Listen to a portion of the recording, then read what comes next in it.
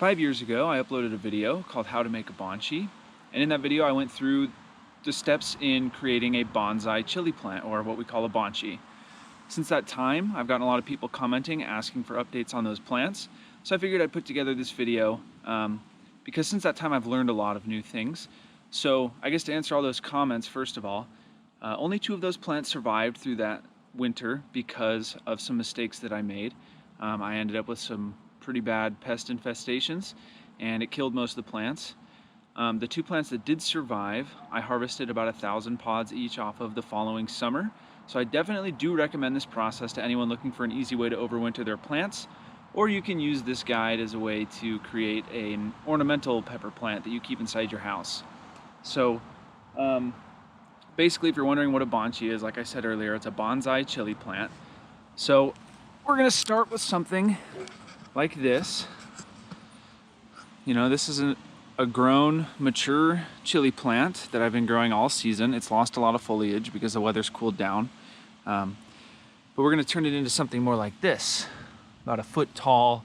You can actually make them much smaller, but for my purposes, I'm going about this height. And it's gonna allow me an easy way to keep these plants through the winter, and I'll be able to plant them next spring and start out with mature plants instead of starting from seed. All right, so a few things you're gonna need to do this. First of all, a plant. You're gonna need some Dawn dish soap, a bucket. It doesn't have to be a 5-gallon, but you want a pretty decent sized bucket. You need something to put your plants in, so I'm using these cheap Tupperware containers. Some people say that they get mold on these because they're clear. I've never had that problem, but I also live in Idaho, so it's very dry here. So if that's a concern, then either get something that's not translucent, or alternatively, you can just wrap some tin foil around it to keep the sunlight out. Either way, something to put the plants in. Some people also use nice actual bonsai pots. This is what I'm using. You're gonna want some wire. So if you've seen my last video, you know I mentioned the wire, but I didn't use it. I used twine. That was a mistake. This is so much easier to work with. So this is just some floral wire. I got it, Fred Meyer or something, for a few bucks. Definitely worth the investment.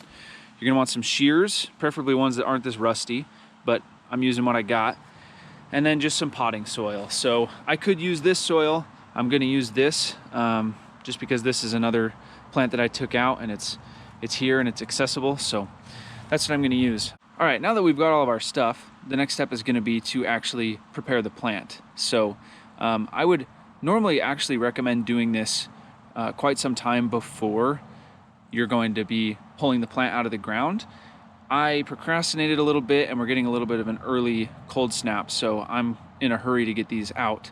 So I'm gonna do all of this today, but if you wanna have higher success rates, or in other words, have a better chance of your plants surviving, you're gonna wanna do this and allow them a few days, maybe a week or 2, to adjust to the shock of being chopped down. So basically what I'm gonna do is pick a height. So I said I'm gonna do about 1 foot. So I'm just gonna start cutting this plant. And this is the painful part. You know, I've been growing these plants all year and I care a lot about them. You don't want to keep any buds or flowers on your plant.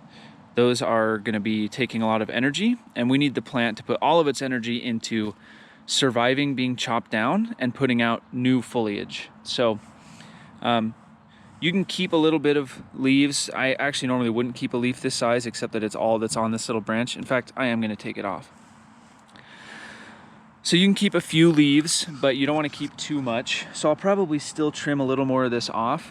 Now, something you might be concerned about, and I'll put your mind at ease right now, is the plant's not having any vegetation to photosynthesize. But if you think about it, this plant went from being as big as it was with, you know, tons of flowers and buds that it was putting energy into. There's even a pod setting in right there. So it went from being that to this size. So it has a lot of stored energy. And if we took off every single leaf from this plant, it has enough stored energy to pump out new leaves. So don't worry about that. You don't want to strip it and strip it and strip it because it's going to need new leaves eventually. But you're okay, you know, if you cut it down and realize you only kept a couple leaves, odds are your plant's going to be just fine. So I'm gonna do a little bit more trimming to this. All right, so now that that's done, we're gonna get this thing out of its bag. So if you're working in a garden bed, the best thing I would recommend would be to use a shovel. In my previous video, I kind of just cut the roots and dug it with my hands. That was a big waste of time. If you just take a spade shovel, you can just dig around it with the shovel and easily scoop underneath it and pull out as much of the roots as you need for this process. If you're in a bag, I'm just gonna reach in here and just pop this root system right out. You see, there's my plant. The root system's not as good as I was actually hoping. It's a little bit weak, but it is what it is. So, and I might not have mentioned it before, but this is a 7-pot brain strain that we're working with. Okay, so now that we've got the plant out and most of the dirt shaken out of this root ball, this next step is what would have saved my plants that first year. But basically, what happened is I had a huge aphid infestation and I couldn't get rid of it. I tried everything. Neem oil, dish soap, water, you name it. Once it set in indoors, I don't know what they were doing or where they were hiding their eggs, but there was nothing I could do to save my plants. I basically just had to give up on most of them and focus all my energy on the 2 Carolina Reaper plants that I kept. So what we're gonna do is, I have this bucket here and it has about 4 tablespoons of dish soap in it, and then, just some water. So we just want to put in a few tablespoons of dish soap. I totally just eyeball it. This is a 5-gallon bucket, so usually it's about 1 tablespoon per gallon. So I'm gonna start with that. So basically what you're going for here is the water to just be soapy. It doesn't need to be too soapy, but you definitely want it to be soapy so that it works on those aphids and their eggs or any other pests. But we're just gonna fill this up with water. Make sure that dish soap is nice and mixed in. Now we'll just wait. All right, that is full enough. And we're gonna take the plant and we're actually gonna just dunk it head first in this water here and shake it around. Make sure we get it nice and clean. Make sure the dish soap gets through all the vegetation. And then same thing, we're gonna go roots down. And I know that there's people who will say this is crazy, but this is what I've been doing the past several years, and I have had way less of a problem with pests. What dish soap does, I don't know a lot about aphids other than what they are and how to kill them. And what dish soap does is it just melts. I don't know if they have a waxy exoskeleton or what, but basically it kills them, and that's the important thing. So I've got my plant here. It's gonna be kind of bubbly, and we're just gonna proceed with the plant looking like this. So I'm actually gonna just set that here and get out one of my containers. And with this, you're gonna wanna just poke some holes in the bottom. Nothing crazy, but a few holes to provide some drainage and as a way to tie the plant in. So now, I'm gonna take my plant and just kind of rough it in here. And you can see it sits pretty high up, so I'm gonna have to trim some of these roots on the underside. All right, so now that I've got it at a level where it sits about where I want it, this has a really cool root system, so I kind of want them to stand up just a little bit in here. We're gonna take our wire here. We're gonna cut just a couple pieces. We're gonna feed the wire up through the bottom, like so. So you're gonna have 4 wires sticking up through the bottom. We're gonna set our plant in, orient it how we want it to stay. And what I like to do here is actually crisscross the wires, snug it down, give them one twist, and bend it down. Same thing, I'll go from corner to corner. I'm gonna go underneath this root so it can stay exposed. Over to here, snug it, twist it, bend it down. And what this does is it gives our plant a lot of stability so it's not gonna go anywhere, because if you think about it, these plants have a very small root system now that we've cut it way down, and nothing to really hold it upright. So this just keeps it so it doesn't go anywhere. And now what we're gonna do is just lay in the soil here And when you do this, if you were growing in a bed, there's a good chance you'll have a much bigger root system than that. And if so, you know, just cut it to where you need to. I mentioned earlier, and I'll talk a little bit more about that now, but when you cut these plants down, if you do it a week or two in advance, your plant will have a lot more time to adapt to being small, and it may even start to push out some leaves because it'll have the full root system. And it may start pushing out leaves more quickly that way. So for me, I probably won't get new leaves for several weeks because the plant's going to go through this phase of shock. But essentially, that's all there is to it. I'm going to talk a little bit more about pest control, feeding, and lighting for overwintering plants. All right, so one last step I like to do before I bring them inside, for all you Chris Fix fans, I got a sprayer full of soapy water, or however it is that he says that. Just a tablespoon or two of Dawn dish soap to a gallon. And I know I soaked them in it already, but just in case we missed anything or if it's on the soil, and I just take this and give them all a good spray, top and bottom of all the leaves. And you can do this with a hand sprayer, you know, a hand pump sprayer if need be. But just make sure some of them have more vegetation on them than others. But make sure the soil gets touched, all the leaves, top and bottom of the leaves. All right, now these are ready to go in, and we're going to talk a little bit more about lights and nutrients. Okay, so I've got all my plants inside here. This is just a closet in my basement, and what I have it set up with are 4 different shop lights. So 2 of them I got on Amazon. I'll post a link in the description to those. And then the other 2 I just picked up at Costco. They were on sale, and I didn't have a working fixture, so I bought them for my seedlings this spring.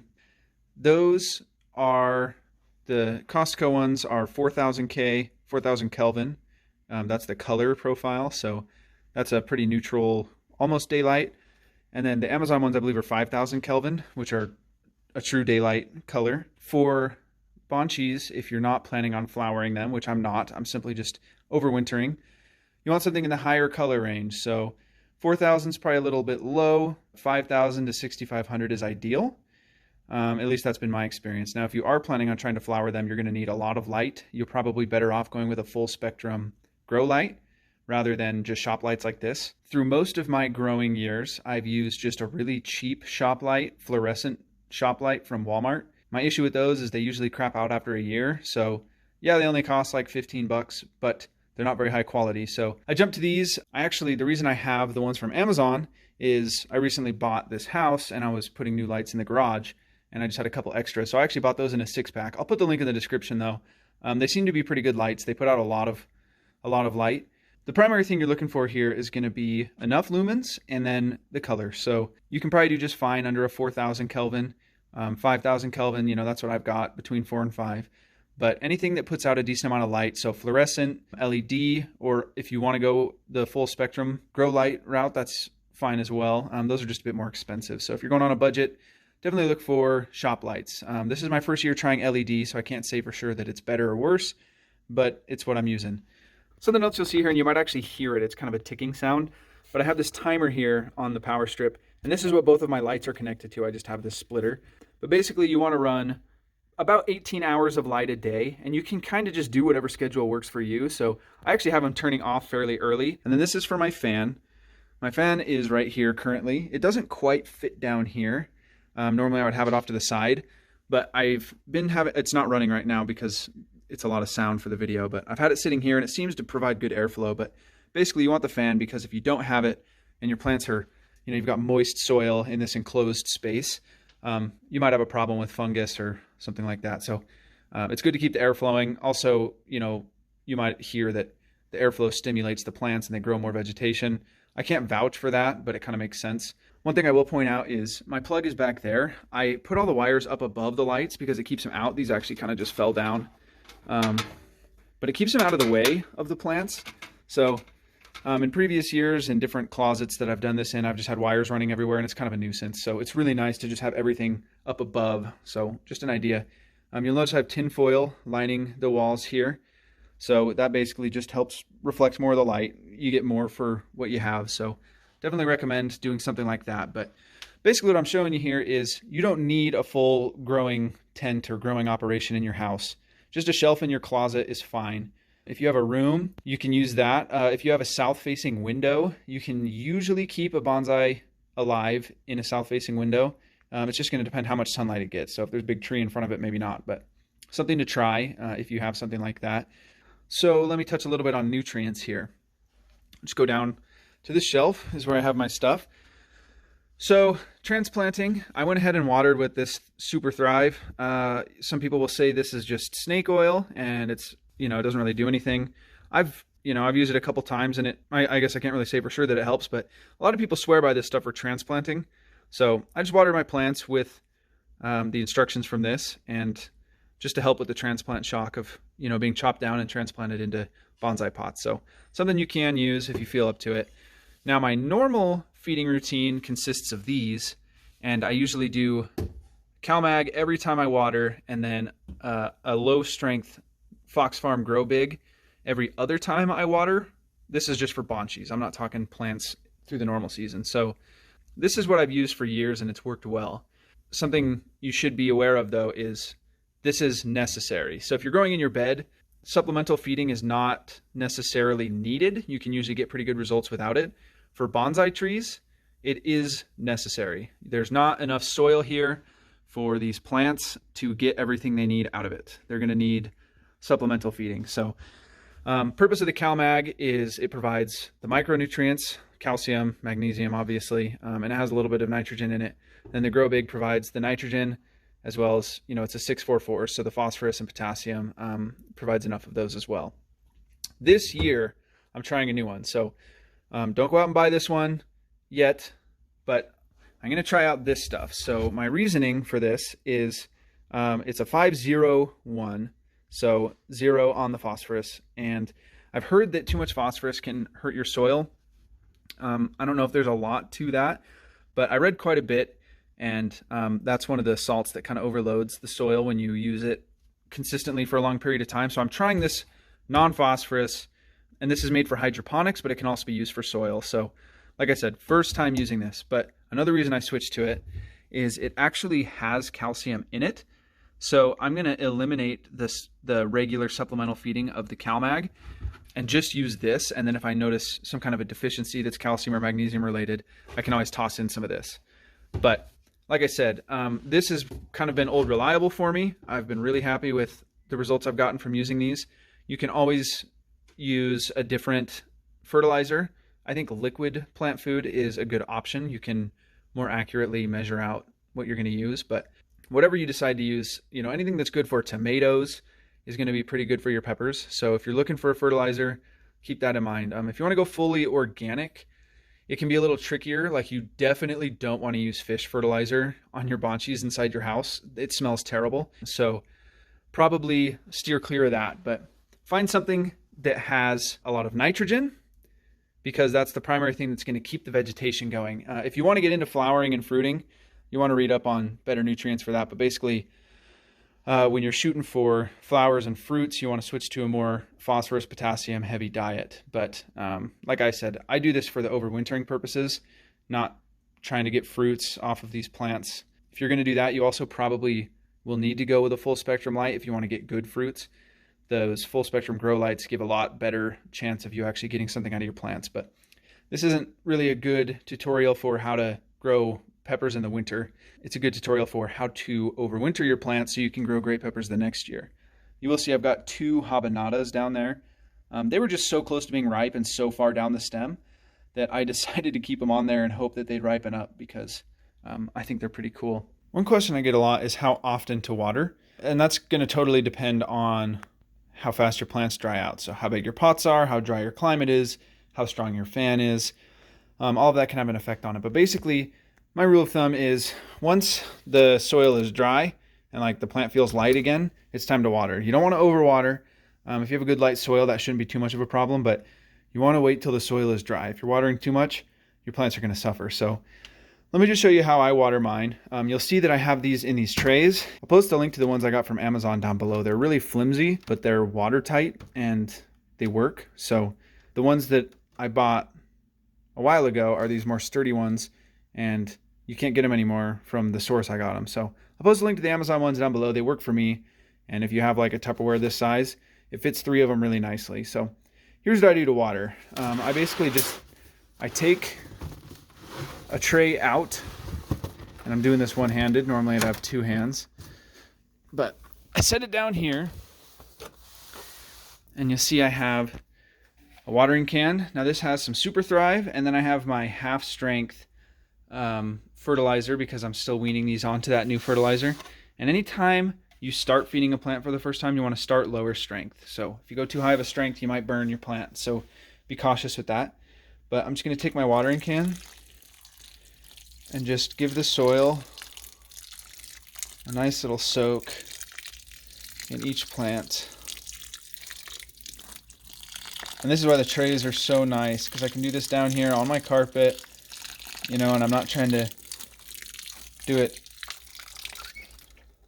you know, up here with limited space, you know, having a hard time. I used to like try to use a baster. I've tried all kinds of stuff, and this is by far the best way. And then I'm gonna take my plant. Sorry, I'm gonna have to use both hands here. I take my tray and then just move on to the next one. So that's pretty much all there is to it. They'll drain out. You know, there's a little bit of water in the bottom here, but that's why you have these. They keep everything dry, you know, keep you from having a mess. So this is the best watering method I've come up with so far. Basically, I'm able to fit all these plants. You know, I've got, I think, 15 plants in here. This is just one small shelf in my closet. You can see it's just a normal closet. So you can overwinter quite a few plants with very little room in your house. So it's just a matter of using your space wisely. So biggest takeaways here is lights. I think these are 4,000 lumens each. So like I said, fluorescent shop lights, T8 bulbs, that's a very cheap option for most people.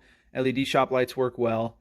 Or if you want to spend a little extra money, full spectrum grow lights will probably give you the best results. Tinfoil is a good way to just keep, you know, trap in more of the light, keep whatever paint on the walls or closet doors from absorbing any of it.